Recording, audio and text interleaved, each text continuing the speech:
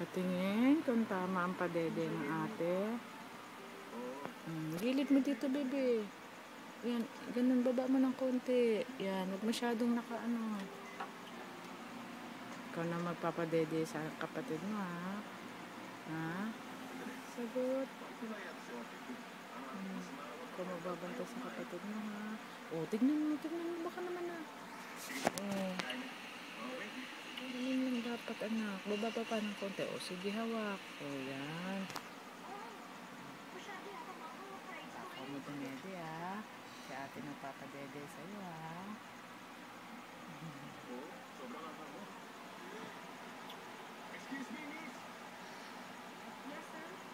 Ano?